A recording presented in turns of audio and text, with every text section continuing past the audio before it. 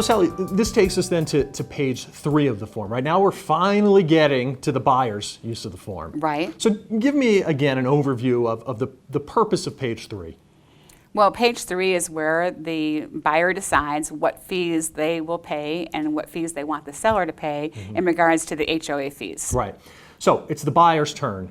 Right. And for that reason, we actually made a small revision to the form in June of 2020, and we revised line 72 of the form. And now line 72 specifically states lines 75 to 81 to only be completed by buyer, not seller. Right. And there was a reason that we needed to do this, and it was that sellers were improperly completing page 3 of the form. Exactly. But that's the buyer's opportunity, right? Right. Yeah, I think that's important to remember because it's the buyer's offer. And so the buyer gets to make, as part of their offer, their proposal as to which party is paying which fees payable upon close of escrow. And as the seller, you don't get to dictate that, right? Right. Would you ever see a seller say to a buyer, you have to offer X amount of dollars?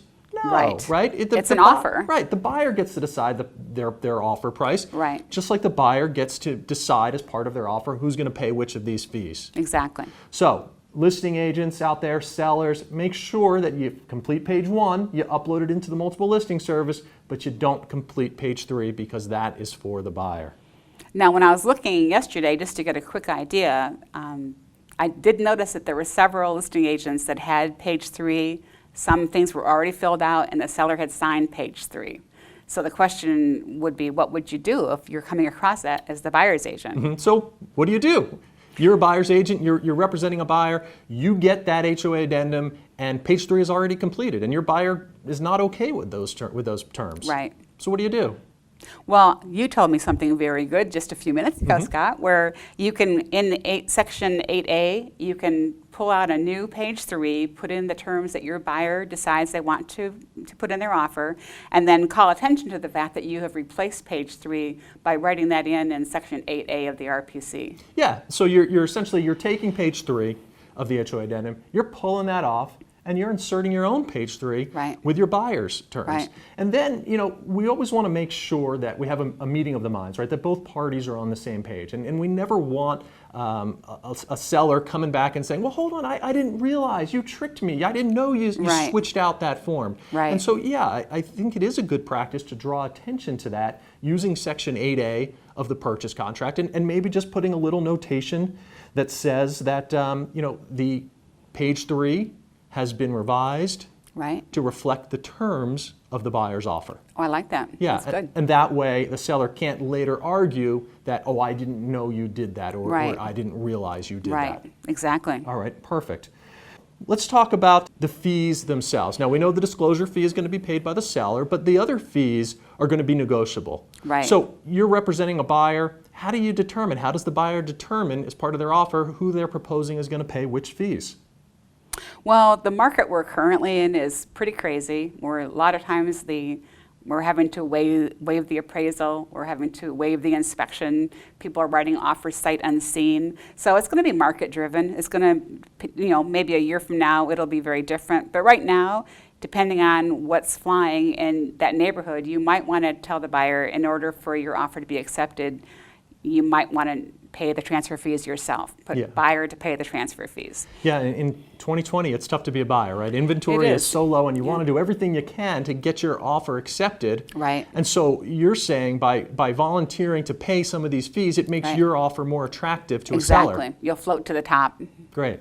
Yes. So then we've got lines 82 to 83. And those are interesting because they remind the buyer that, hey, you can contact the HOA yourself to get a verbal representation of the amount of those fees. Right. But there's 2 points. The first, you kind of touched on it earlier, which is that HOA may not give the information to the buyer. Why is that? Some of them only want to speak to their members, and they don't they don't have the time or the resources or the inclination to give the information to a buyer. Yeah. And we do see on occasion that some of the larger HOAs and HOA management companies, the ones that, in my opinion, I think do a good job, they will actually have the HOA addendum on their website with page 1 completed. So that way anyone can go on and see the amount of those fees. And that's a great tool for buyers and sellers alike Right. to utilize. But yeah, you're exactly correct. That HOA may decide they give this information to the HOA member, Right. who is the seller. They're not going to give it to the buyer, but the buyer can give it a shot, right? They can try. They can try, but there might be 25 buyers all vying for the same property. So imagine it from the HOA side. They're getting 25 phone calls from all these different buyers who may or may not actually end up writing an offer. They're just getting information. The second thing that I find interesting about this section, this paragraph, is it says you can get a verbal verification. You know, as agents, we're always told, put it in writing, get it in writing. Right. So why here does it say verbal verification?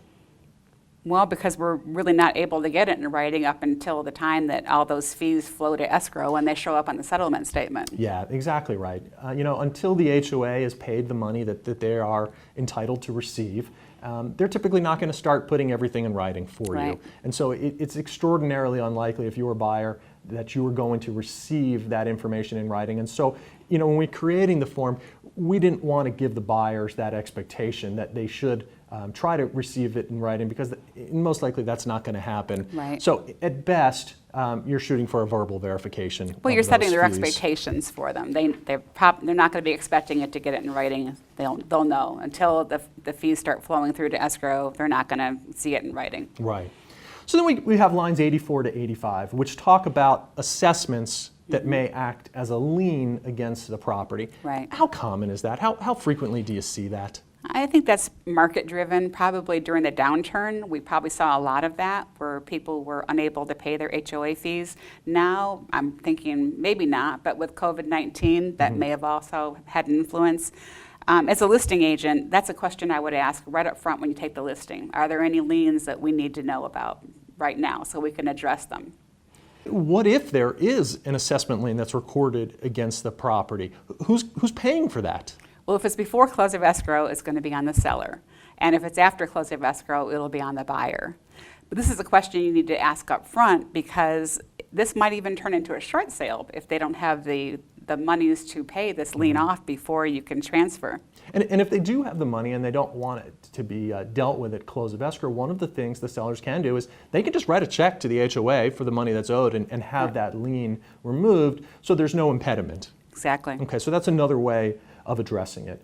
And then finally, we have lines 91 through 95, which are titled Buyer Acknowledgement. And by way of that section, the buyer is holding the seller and the broker agents, they're waiving any claims that they may have against them, right? They're Right. holding them harmless. Right. And why is that needed? Why is that important? There's just so many chances for error to be made. The seller may make a mistake filling out the form. The HOA may give them wrong information.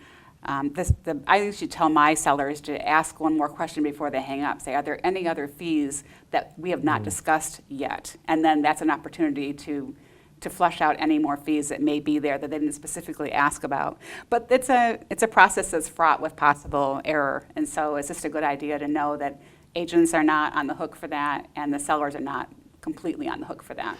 All right, now before we finish up, we both know that there are some very common questions that we get in regard to the HOA addendum. And we Right. addressed one of them already, which is, well, what do we do if I get the HOA addendum and page 3 has already been filled out? But Right. another one is, well, what if I don't get the HOA addendum, right? What if the HOA addendum is not uploaded into the multiple listing service? I can't get a hold of the listing agent, and I've got a buyer that wants to write an offer. What do we do? And the HOA is closed. Sure, So could be. it's always on the weekend. Right. You can't get a hold of the HOA. Well, what I've done with excellent success is I go into the neighborhood in the MLS and I look to see who is a very strong listing agent in that area. And I call them and I ask them, and I've had very good success with that. They usually are lovely, and they'll tell me everything I need to know about it. I like the idea of using other agents and brokers as a resource. You know, it's nice when we can all help one another. Exactly. You know, and from my perspective, one of the ways to tackle this problem is, you know, you're the buyer. Go ahead and upload and, you know, or not upload, but submit the HOA addendum as part of your offer with only page 3 filled out. Right. So you'd have lines 1, 2, and 3 of the form completed, but the rest of page 1 would be completely blank, and Right. then you were going to complete page 3 as the buyer with the terms of your offer. And if you want to write on there that the seller pays everything because you don't know the amount of those fees, you can do that.